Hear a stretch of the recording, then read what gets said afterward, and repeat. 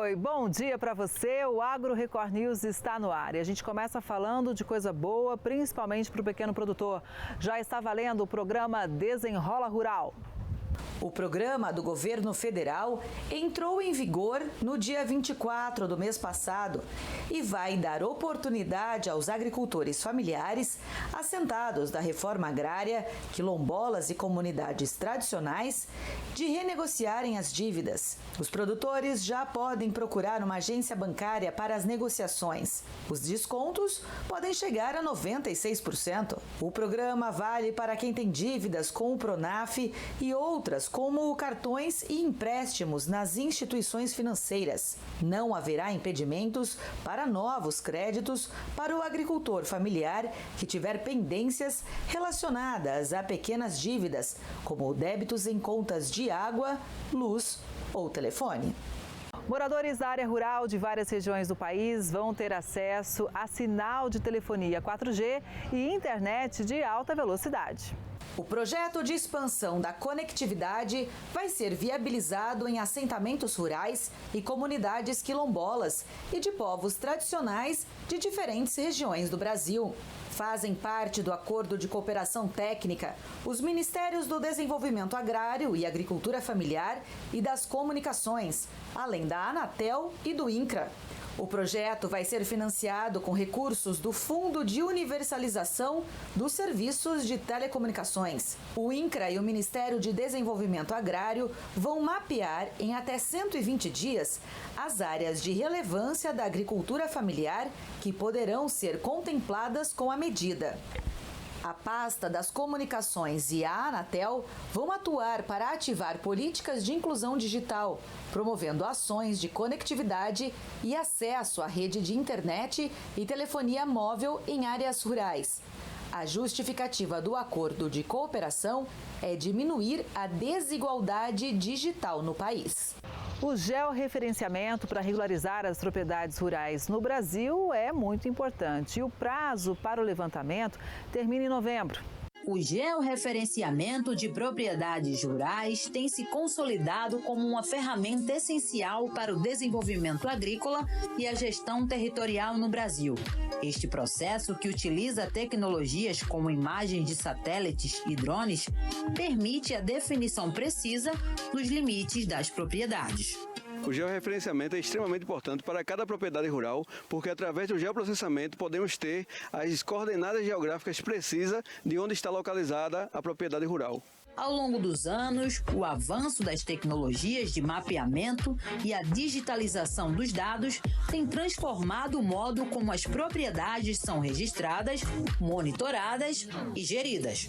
O georreferenciamento ele acontece por meio de tecnologias que vai pegar essas coordenadas e colocar em um mapa. Esse geoprocessamento pode ser de forma tradicional, através do ERTK, que pode ser caminhando em cada um dos pontos, dos vértices da propriedade, mas também hoje já temos tecnologias que facilitam esse processo e trazem mais informações, como é no caso dos drones, que tem essa tecnologia e facilita muito com relação à precisão das imagens e também com a rapidez no processo. A partir de novembro deste ano, todas as propriedades precisam estar em dia com esta exigência.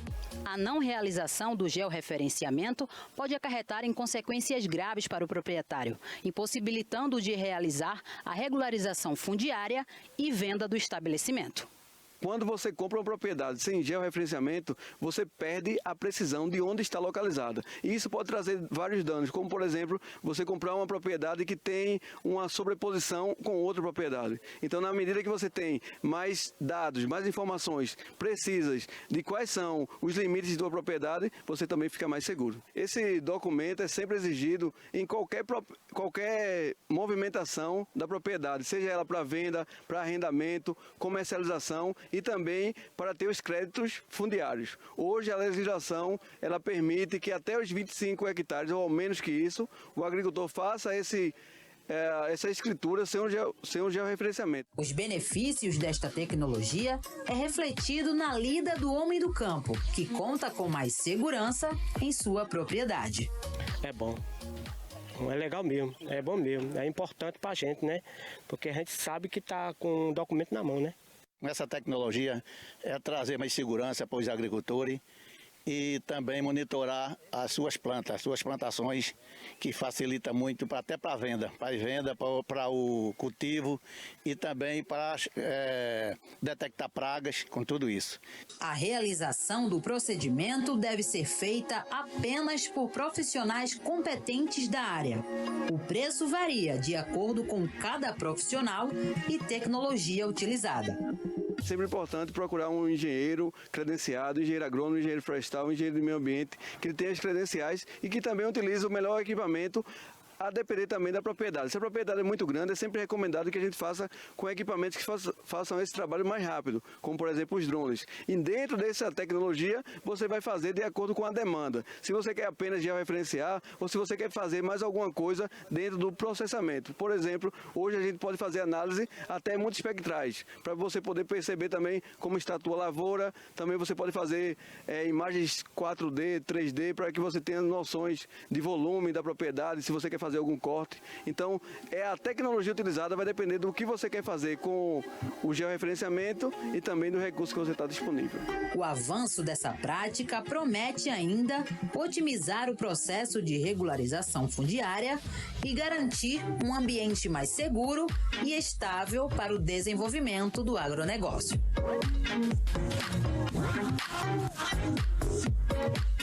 Um inimigo pequeno, mas devastador. A lagarta do cartucho ataca várias culturas e pode arruinar lavouras inteiras se não for controlada.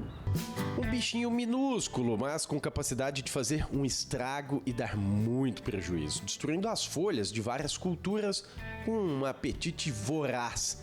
As perdas podem ir de 40% a 100% em casos extremos. A responsável por tanto dano é a lagarta do cartucho. Estamos numa lavoura de sorgo. A Spodoptera fugiperda, que é conhecida popularmente como lagarta do cartucho, ela pode acometer, né, e destruir 100% de uma lavoura, seja sorgo ou qualquer outra cultura. A lagarta do cartucho se aloja na folhagem ainda nova, bem no meio das folhas que ainda estão crescendo, formando um tubo ou cartucho, e daí vem o nome dela. Esta é uma plantação de primeiro ano de produtores novos, onde 4 hectares de sorgo forrageiro foram plantados pelo Matheus e pelo Pedro. Aqui eles precisaram fazer um combate especial para controlar a lagarta. A gente assusta, né? Principalmente para a gente que está iniciando a atividade, mas aí com a assistência qualificada e rápida, né? O diagnóstico rápido do problema, a gente conseguiu aí evitar mais perca. Foi impactante na hora, assim, né? Porque a gente não estava preparado. Aí a gente teve que correr atrás, questão dos remédios, né? Dos produtos específicos para jogar, que senão afeta a qualidade do sorgo, tem tudo isso, né? Mas assim, a gente batalhou bastante, como se disse, tivemos um resultado aí, né? Os dois enfrentaram um ano até mais complicado em relação a esse desafio. Calor e pouca chuva em 2024 ajudaram na reprodução da lagarta. Foi o Marx que deu a consultoria aos produtores. Um dos motivos que a gente tem observado, até mesmo em conversa com alguns pesquisadores, é que esse boom que ocorreu nessa safra 24-25 se devido à questão das altas temperaturas do nosso último inverno. E quando o produtor foi plantar no início das chuvas, né, outubro, novembro, né, deu de cara aí com essa alta população de lagarta que tirou o sono de muitos produtores. Quando a gente se tem um inverno mais frio, a gente consegue dar uma controlada naturalmente nessas pragas. E sabe aquela joaninha? Ela é grande devoradora de pragas. E essa tesourinha aí, ó, também é grande inimiga natural da lagarta. Com o manejo consciente, você pode usar produtos que evitam atingir esses parceiros. Tem produtos, né, biológicos que vai fazer o controle especificamente da lagarta, mantendo assim a população de inimigos naturais positiva na lavoura, que vai ser um aliado e que vai ajudar a controlar, diminuindo assim a possibilidade, né, de ter que fazer novas aplicações e até mesmo utilizar de produtos mais agressivos. O cuidado começa antes mesmo de jogar a semente no chão, né? Controlar a formiga, corrigir o solo, cotar adubo. E também, após a planta crescer, a gente tem que estar dando os combates na data certa, né? Para não deixar a praga tomar conta e se instalar. E tem que estar sempre olhando, sempre dentro da lavoura.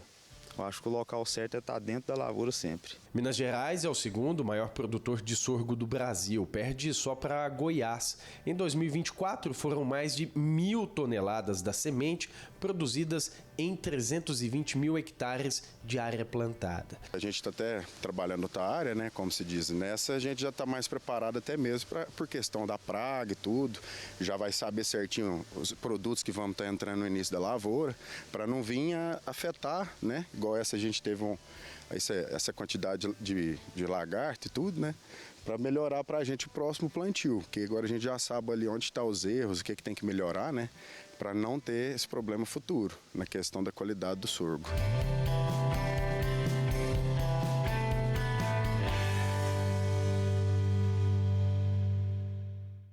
Uma chuva de granizo destruiu parte de uma lavoura em Rio Verde, Goiás, e a chuva ainda pode prejudicar a safra do milho. O Olávio ainda não consegue acreditar no que aconteceu. Estava tudo indo bem. Com muitas chuvas e plantas bonitas, a expectativa era de uma colheita recorde. Ele já tinha até começado os trabalhos, mas em questão de minutos tudo mudou. Uma repentina chuva de granizo caiu sobre um talhão de 150 hectares que estava todo plantado com soja. Nós tinha começado na ponta dele ali, tinha colhido lá um dia de serviço, uma produtividade alta, até surpreendendo a gente, que é uma área muito caprichada, uma área que eu jogo dejeto suíno, uma área de extrema fertilidade. A chuva de granizo foi bem rápida, durou cerca de 5 minutos, mas foi tempo suficiente para causar um grande prejuízo ao produtor. Ele estima que 90% da plantação tenha sido destruída. Uma chuva repentina, uma chuva de um lado que a gente nem esperava dela vir, que armou uma nuvem do lado contrário. Eu imaginei que não ia vir chuva e foi um negócio aí de 5 minutos de granizo. Foi granizo, chuva mesmo era pouca, pinguinhos, era granizo e vento. Um dia após a chuva, o cenário na plantação é esse. Muitos grãos caídos ao chão, alguns ainda continuam nos pés. Assim que o sol abrir na região, o produtor vai passar a colheitadeira na área, em uma tentativa de salvar um pouco dos grãos. Logo em seguida, ele iniciará a segunda safra com um plantio de milho. Mas o produtor já tem outra preocupação. Por conta da chuva, alguns dos grãos caídos já estão germinando, situação que pode atrapalhar esse plantio do milho. Essa aqui é uma área, assim, pequena, mas faz a diferença, né? Que na verdade essa área aqui é a melhor área que eu tenho, a área mais produtiva que eu tenho, que é a área aqui da sede, da porta, a gente cuida mais do que as outras áreas mais longe. Então a estimativa de prejuízo aí é muito grande. A gente estava fazendo uma contagem ali hoje, tem mais de 50 sacos por hectare no chão. O prejuízo do Olávio poderia ser maior. É que ele tem outras áreas plantadas com soja na fazenda. Essas não foram atingidas pela chuva de granizo. São mais 350 hectares. Ele espera, pelo menos, colher 60 sacas por hectare nessas áreas.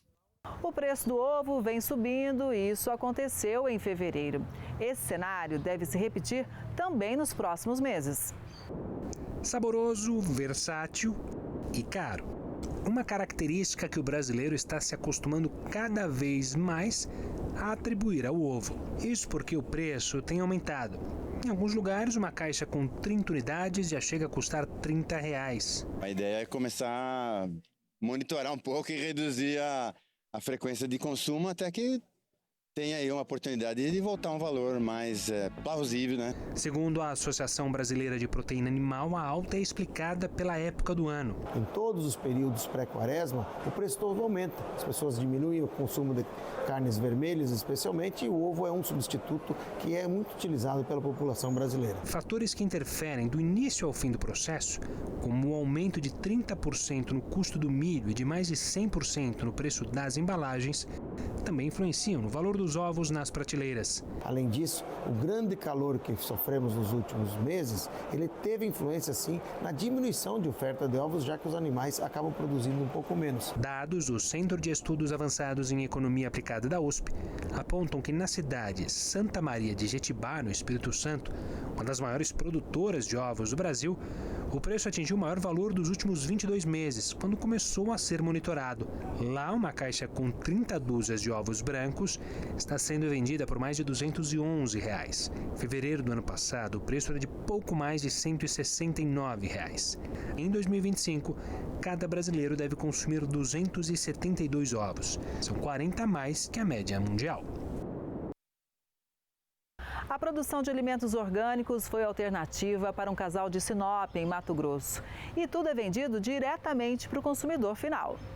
A demanda por produtos orgânicos tem crescido cada vez mais. A produção de verduras, legumes e hortaliças tem se adaptado ao longo dos anos para atender aos consumidores, oferecendo produtos mais saudáveis e de qualidade. Por isso, produtores de todo o país têm se reinventado para garantir uma produção mais sustentável. Nessa pequena plantação localizada na zona rural de Sinop, não é diferente. Aqui nessa propriedade são mais de 20 produtos produzidos de forma praticamente orgânica.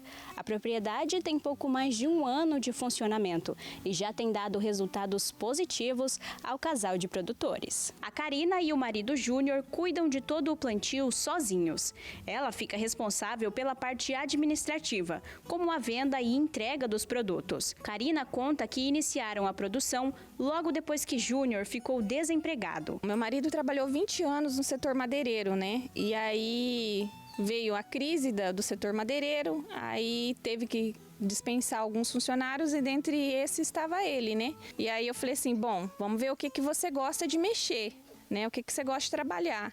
E ele sempre foi apaixonado pela terra, pela agricultura, né? E foi assim que Júnior iniciou o plantio dos alimentos. Sem uma formação específica na área, ele conta com a experiência daquilo que aprendeu ao longo dos anos e o apoio de entidades como o Senar e a Universidade Federal de Mato Grosso. Na produção, quase toda a área é cultivada de maneira orgânica, sem o uso de defensivos químicos. O próximo passo é utilizar a adubação 100% natural. Tudo é um processo, né, que a gente acabou descobrindo no meio do caminho. Então, o orgânico ele vai ser o quê? Tirar tudo que é químico, né, e colocando o que é mais natural possível, né? Aquilo que a própria natureza já oferece e você consegue colocar ele fazendo repelentes defensivos, né, e esse é o próprio adubo também, né, para a nutrição de cada planta, né? E a questão dos defensivos, hoje a gente usa muito paliativo, né, que são água de cinza, soda, calda sulfocáustica, né? Água de vidro, a gente usa sabão neutro, né? Essas coisas, água oxigenada e produtos microbiológicos. A produção de alface na hidroponia com areia se destaca. Diferente do sistema convencional, o método possibilita o cultivo da alface de maneira mais acessível, oferecendo técnicas que permitem a economia de água e o cultivo em pequenas áreas ou em regiões de solo improdutivo. O sistema de irrigação é ligado 2 vezes ao dia e aos poucos despeja gotas de água na areia, que absorve o líquido e se mantém úmida por um longo tempo, o que permite que as plantas consigam se desenvolver mesmo com a utilização limitada da água. A temperatura também deve estar controlada entre os 19 e 23 graus. Ao todo, já são 24 produtos. Mesmo com pouco tempo de atuação, o casal já possui uma ampla gama de clientes, realizando a entrega diretamente aos consumidores finais. Alface americana, coentro, pimenta de cheiro, jiló, quiabo, pepino, tomate cereja. Então, assim, são muitos produtos que a gente tem ofertado para o consumidor final. Para o produtor, todo o esforço incansável tem gerado bons resultados. Se não for a realização de um sonho, pelo menos um prazer de trabalho, sabe? E o prazer de trabalho que eu digo assim, porque eu gosto do que eu faço, né? Sempre gostei, não foi à toa que eu acredito que eu trabalhei 20 anos para uma única pessoa, acho que a dedicação da gente sempre foi fiel e agora pra gente, então, nem se fala. E o que motiva, igual eu falei desde o início, né? É a satisfação do consumidor final, em ver que o produto vale a pena ser consumido e ainda mais nos dias de hoje, que é tirar aquilo que é tóxico do café da manhã, do almoço e da janta.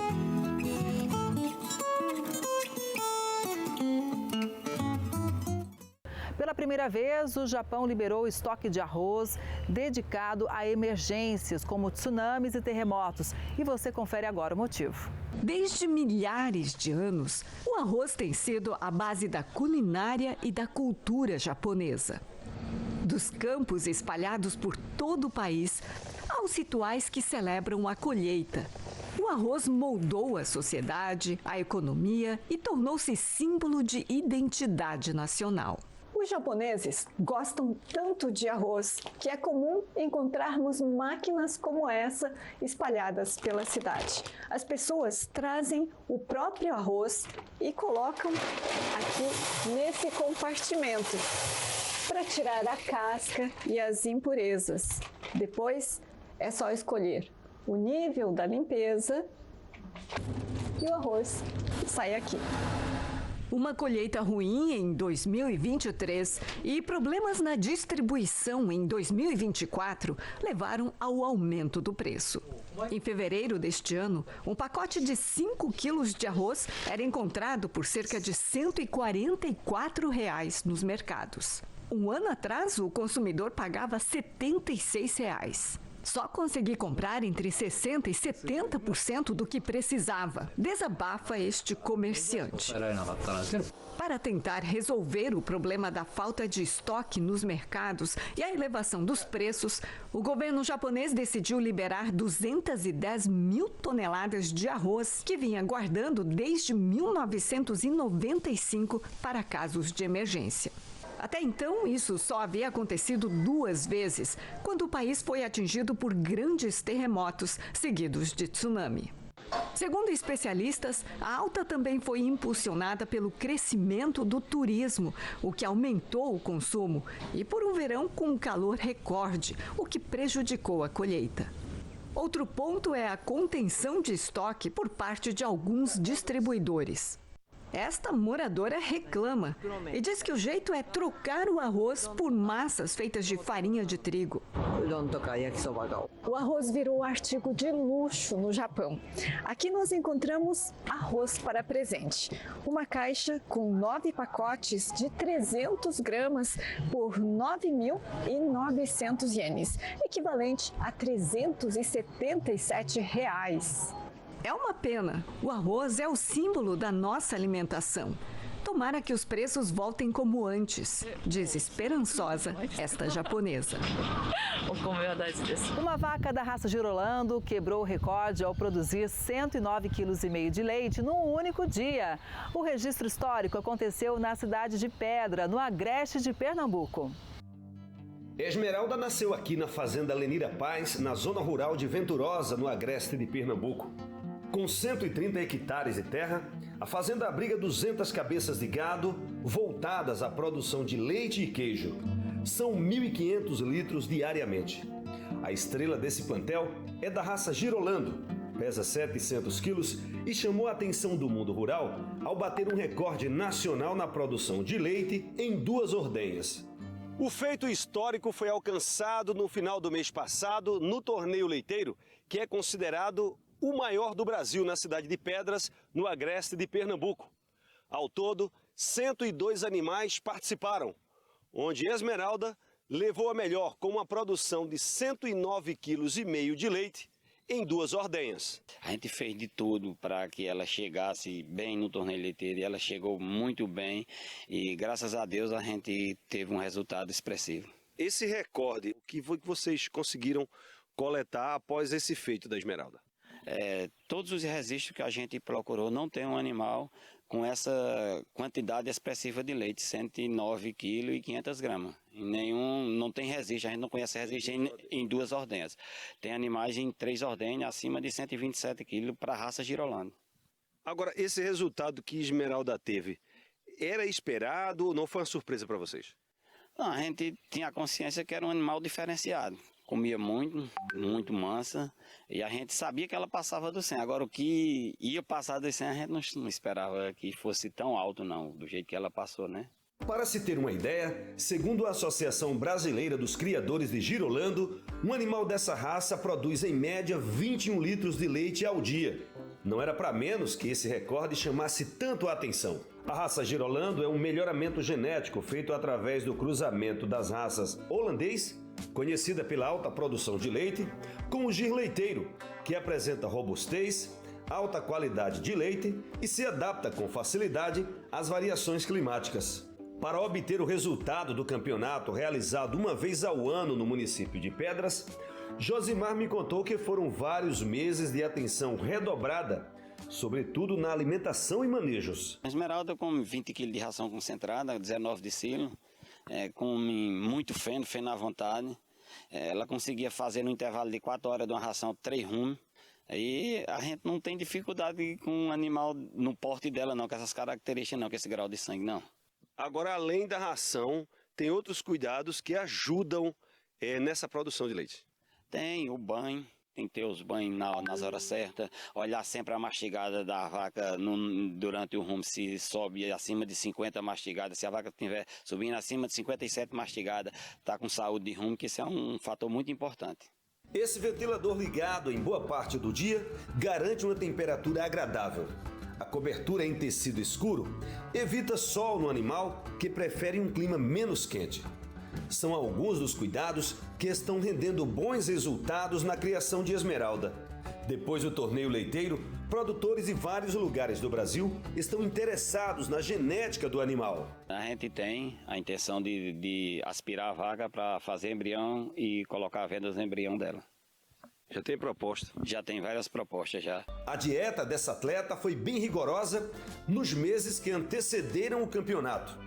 Um consumo de 80 quilos de ração diariamente entre 6 da manhã e 10 da noite. Depois da maratona, Esmeralda teve a dieta modificada e reduzida. O momento agora é de recuperação física e um descanso bem merecido.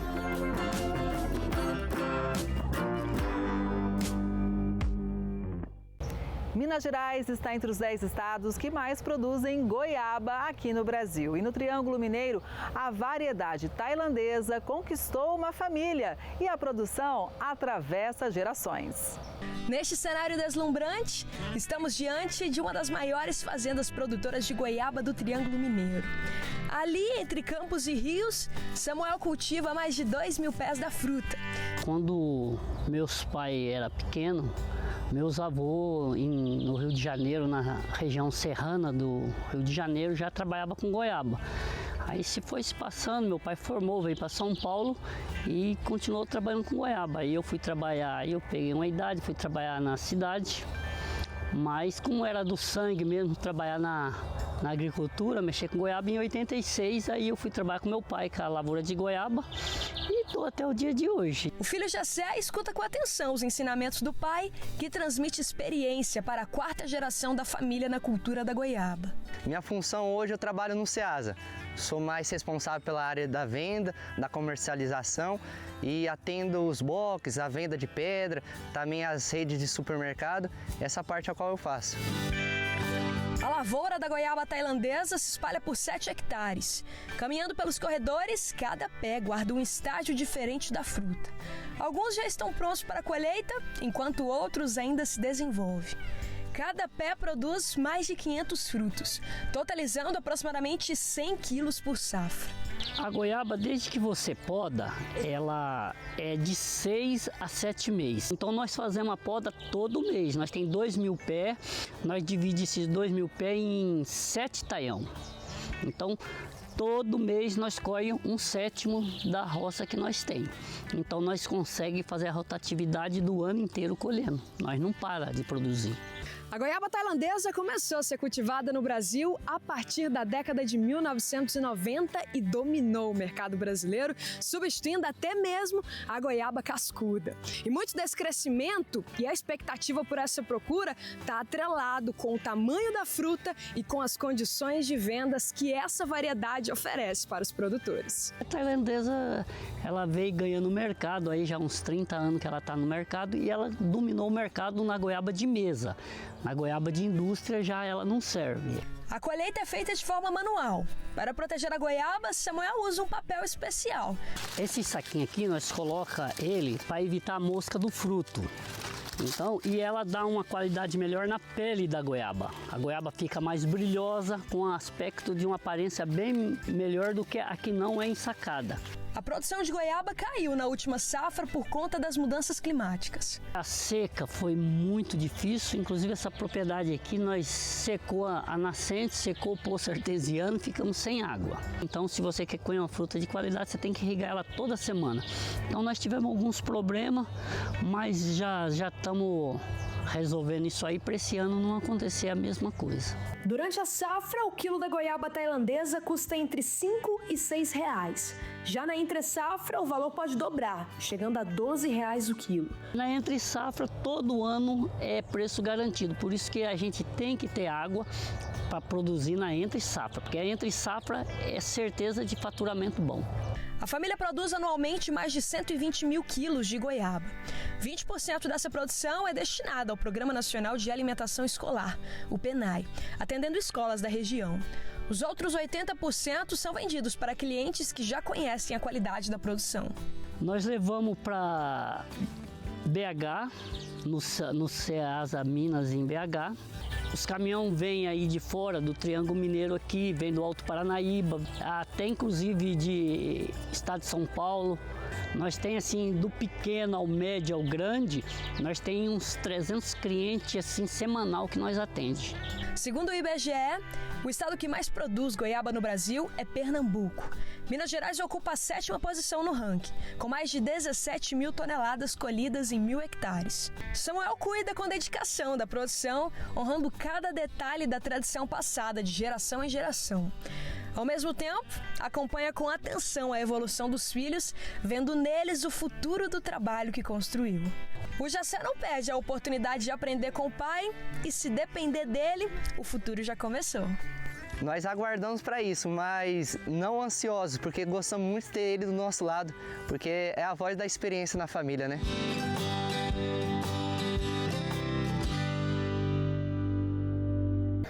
Os abacates produzidos em Jardinópolis, no interior paulista, são vendidos para todo o país. A expectativa é de uma safra menor, por isso a tendência é de aumento no preço. Esse aí que está lá no alto é o Antônio, dono desta plantação de abacate em Jardinópolis. Ele tem 70 anos e ainda participa da colheita. É o que eu gosto de fazer, a gente tem que fazer aquilo que gosta, né? Não por necessidade, mas porque gosta de fazer mesmo. Eu estando subindo neles, para mim é uma alegria.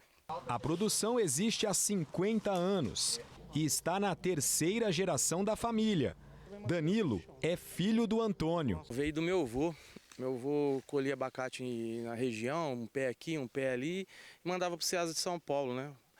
Aí meu pai conseguiu comprar um sitinho junto com ele e foram plantando um pé aqui, outro pé ali, e a gente está no ramo há uns 50 anos na família já. São 5 mil pés de abacate que chegam até 30 metros de altura. A maior produção é da variedade geada. E nesta safra, a colheita teve uma queda de 50%. E tem explicação. Um dos invernos mais quentes dos últimos anos e uma das estiagens mais prolongadas. A partir de praticamente de março até outubro, a gente não teve nada de chuva significativa.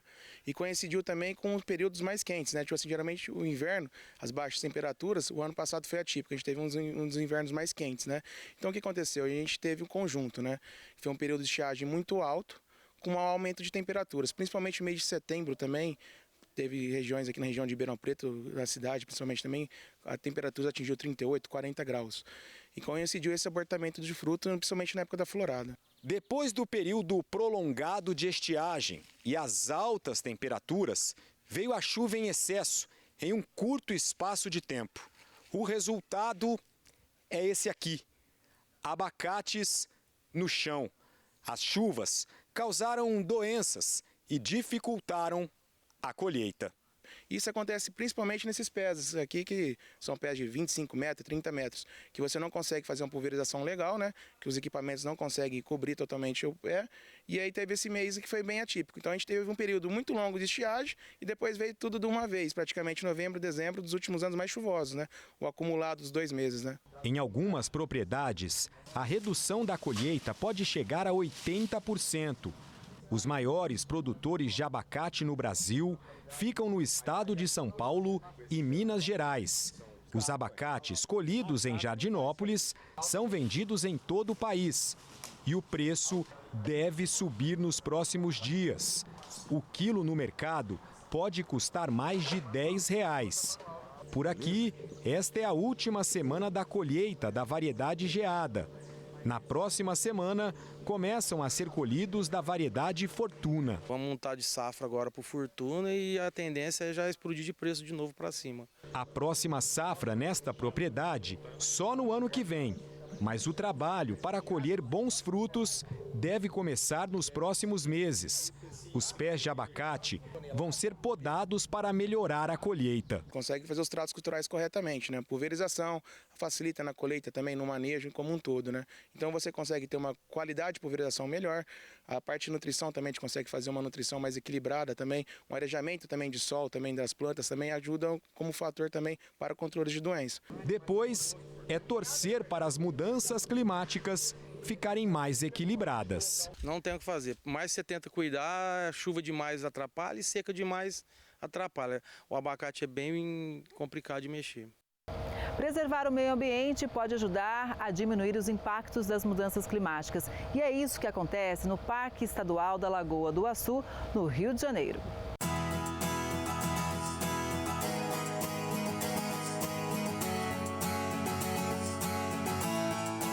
A trilha na Restinga tem pouco mais de 1 quilômetro, mas quem faz tem a oportunidade de ver de perto as belezas do Parque Estadual Lagoa do Açu, que fica entre os municípios de Campos e São João da Barra, no litoral norte do estado do Rio.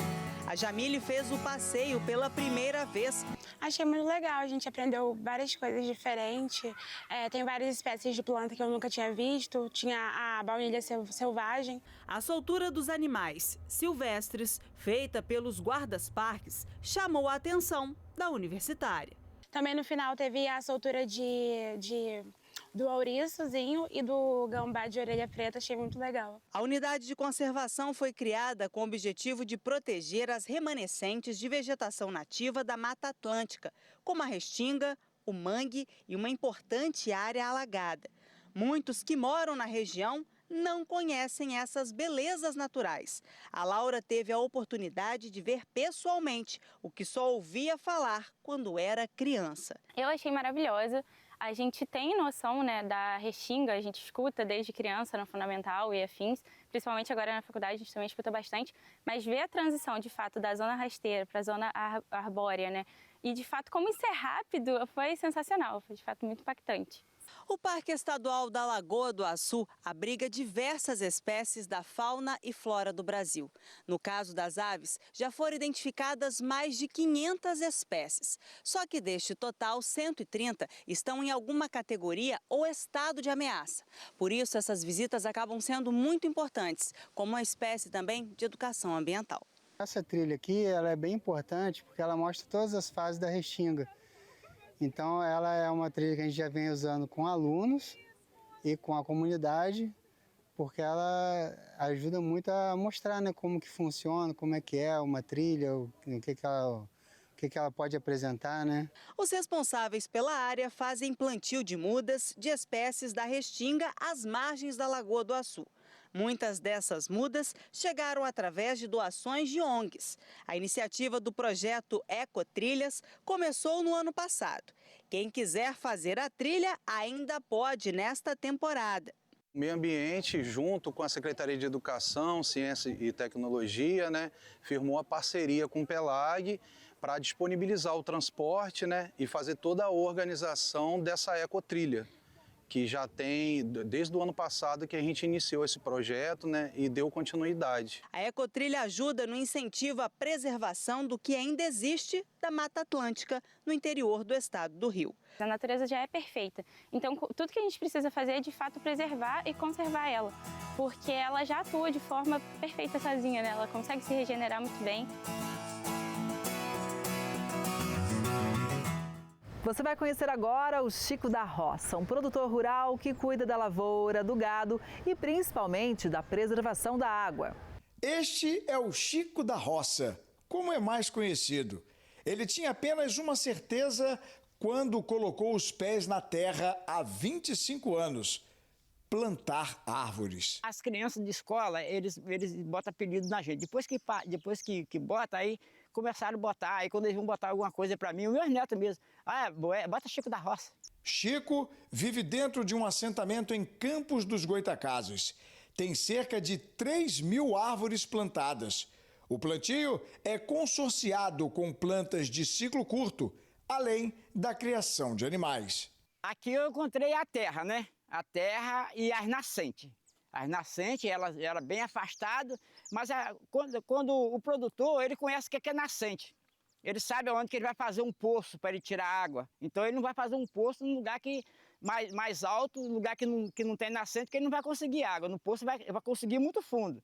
E na roça, aí você faz poço no enxadão, né? Um enxadãozinho, aí não é poço artesiano, é na mão mesmo. Aí comecei a cavar as nascentes, 1 metro eu já encontrava água para tomar. E desses 10 hectares, ele pegou 30%, 3 hectares, e está preservando, está reconstituindo a vegetação nativa, com apoio da UENF, por exemplo, professores que doaram mudas para cá, e ele é um nato produtor de águas. A gente, quando identifica um olho d'água, a gente tem que isolar essa área e, no mínimo, um raio de 50 metros tem que ter proteção. Tá? Nenhuma intervenção nesse local e deve ser cercada. A proteção faz com que nunca falte água para os cultivos e a produção agrícola não tem influência em atividades sustentáveis. Assim, Francisco realiza o policultivo: abóbora, feijão, banana, laranja, entre outros.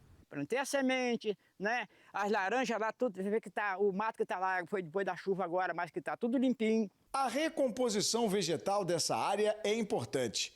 Campos é uma cidade muito seca e chove pouco. A ação feita pelo agricultor promove segurança hídrica e estabilidade térmica. Projetos de preservação devem ser incentivados. Isso consegue dar uma segurança hídrica a longo tempo, mas uma estabilidade, né? Sustentabilidade no cultivo.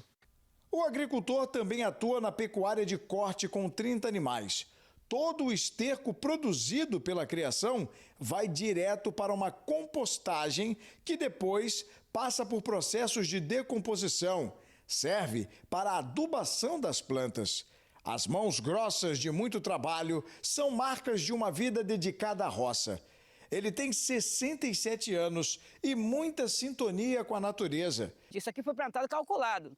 Isso aqui não foi plantado assim de qualquer maneira. A gente calculou que aquela linha que vai para lá, aquela linha daqui para cá, que a água, que isso aqui ia ser nascente. A água estava lá na Tabua, bem longe, 500 metros lá, 300 metros lá para dentro. Aí a gente, não, isso aqui vai ser água. Então vamos plantar as árvores aqui no lugar que vai, na pontinha das nascentes, que a água vai vir para cá. E hoje está aí. De maneira simples, Chico demonstra muita sabedoria. Ele fez também o uso racional do plantio de lavoura, que é ideal para proteger as árvores. Ele foi muito feliz na escolha dele, né, como um pioneiro de plantador de água, em preservar suas nascentes para futuramente isso impactar na sua produção agrícola. Lavouras e preservação ambiental. Chico da Roça, como é conhecido, também poderia ser chamado de Chico das Águas, Chico da Natureza. A verdade é que a propriedade responde bem aos cuidados dele e ele está feliz. Eu só tenho felicidade, cara. Isso eu falo todo dia, falo com os produtores aqui, falo com meus filhos, falo com meus genros, falo com as minhas filhas, com meus netos, que dos meus 60 anos de trabalho, foi esses 4 anos para 5 agora, que nós ganhamos, a cidade ganhou a riqueza.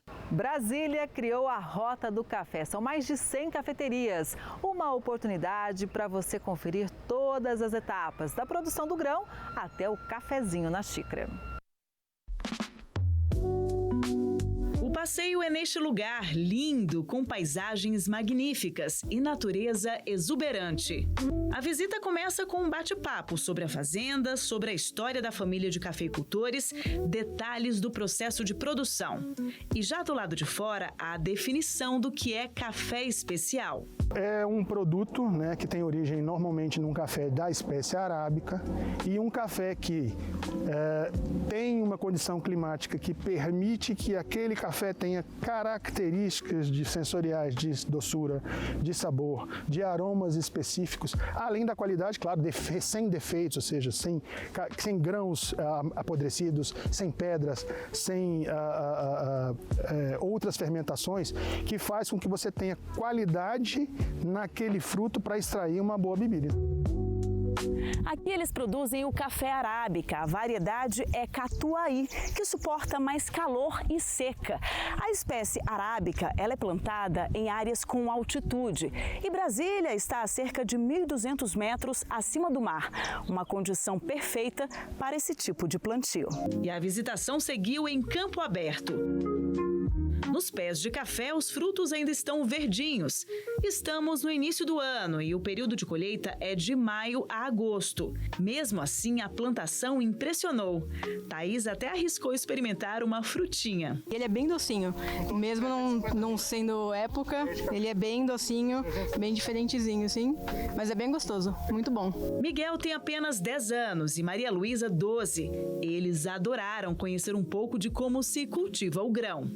Eu nunca sabia, né, que as plantas, que o café começava assim bem pequeno, assim verde, e aí ele fica assim bem vermelho para colher, aí vira o café, aí eles torram, aí fica o café que a gente conhece, né? É bem interessante esse processo, né? Eu não sabia que tinha flor de café, isso eu não sabia, aí foi bem interessante descobrir isso aí. Os pés são bonitos?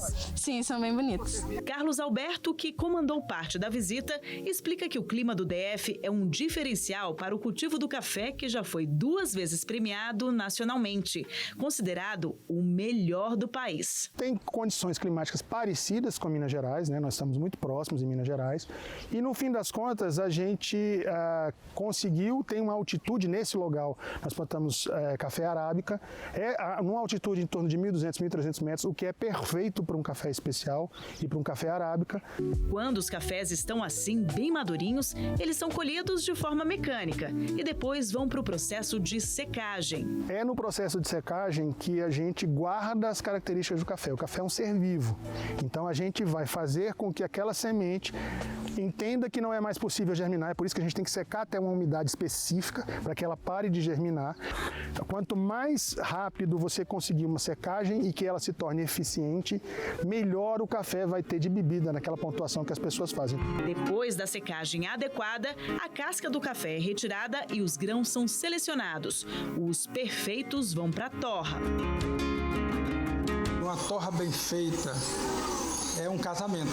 A gente consegue mostrar os atributos de um café de alta qualidade. Então, cafés muito bons, mal torrados, eles vão se equivaler a cafés mais ou menos, ou cafés ruins. E depois da torra, chega o momento mais aguardado, de experimentar aquele cafezinho moído na hora. Quem aprecia um bom café amou a experiência. Passeio aqui no meio da natureza, né? Ajuda bastante, combina bastante harmoniza bastante com o café deles. Esse passeio ele faz parte da Rota do Café Brasiliense, idealizada pela Tatiana. Ela é comunicadora, tem um podcast sobre café, é apaixonada pela bebida. Conta pra gente quantos estabelecimentos tem nessa rota já. São 110 estabelecimentos listados para que a gente possa levar para o público, para o morador de Brasília, para quem visita a nossa cidade, todas essas possibilidades de viverem essa experiência, desde a fazenda até a cafeteria. E a gente tem como objetivo levar esses grupos para que eles conheçam os estabelecimentos, provem os cafés, batam papo com o barista ali no balcão, uma coisa bem informal, mas muito gostosa. A Bacia Leiteira de Pernambuco produz cerca de 3,5 milhões de litros de leite por dia. E o projeto Chão de Queijo vai reunir produtores do agreste do estado. Visando o destaque das queijarias artesanais, a Rota do Queijo busca expandir a cultura gastronômica. Este novo roteiro foi criado para valorizar ainda mais o produtor. As cidades abriram as portas para essa nova oportunidade de crescimento. O escoamento da produção, a facilidade do escoamento da produção, a visibilidade do nosso queijo, do nosso produto, que são produtos de extrema qualidade, e além de agregar junto a isso o turismo. E a gente percebe que com essa valorização a gente agrega valores ao nosso produto.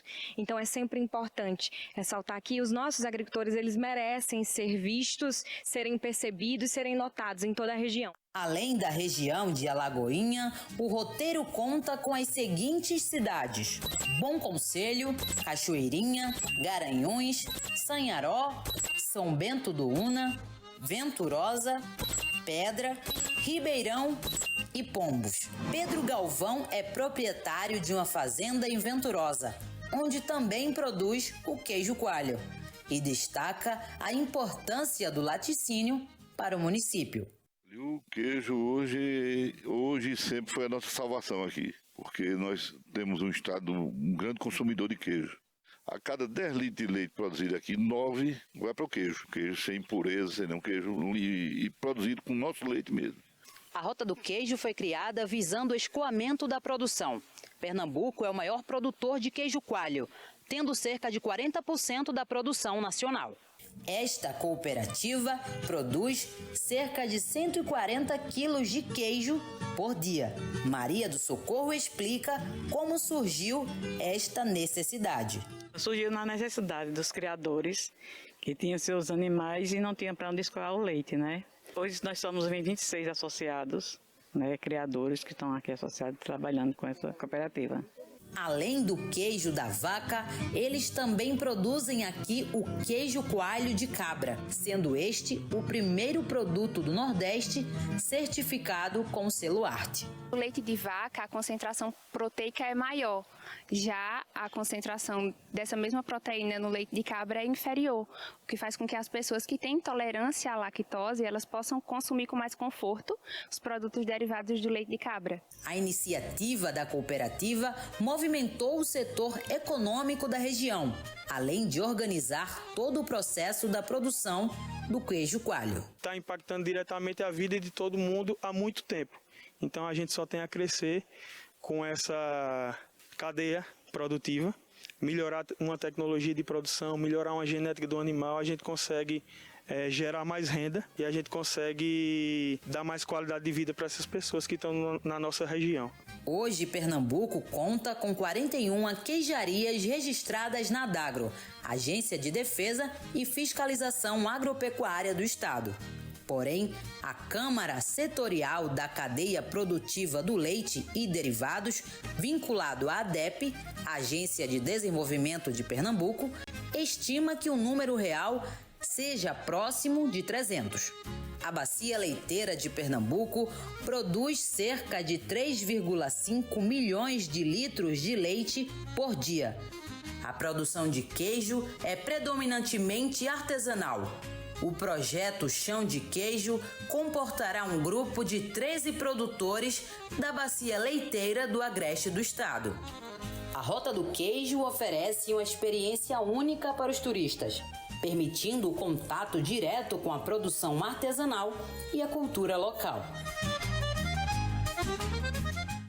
Essa edição do Agro Record News fica por aqui. Obrigada pela sua audiência. A gente se vê no próximo programa, combinado? Até lá!